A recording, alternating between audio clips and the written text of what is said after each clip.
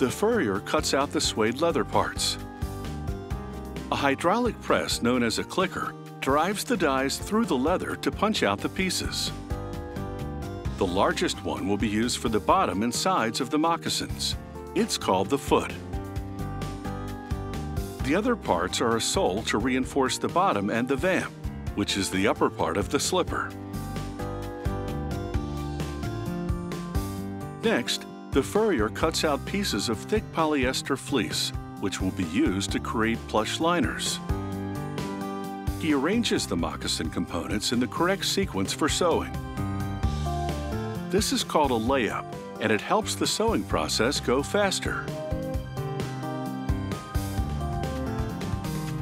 She sews beaded designs into this moccasin's upper.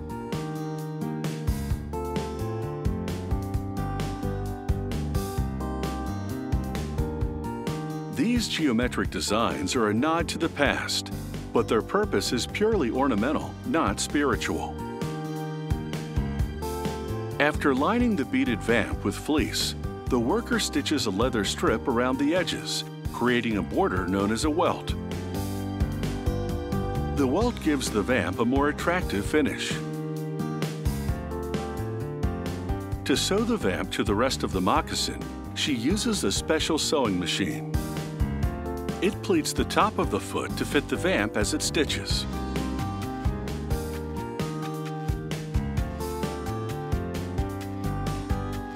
The moccasins are now structurally complete, and they're ready for the fur trim. The worker stitches the rabbit fur strips together to create one long strip that will fit to the moccasin. The length of the strip will vary depending on the size of the moccasin. She makes an initial chain stitch and then doubles back to lock the stitch down in order to prevent it from unraveling.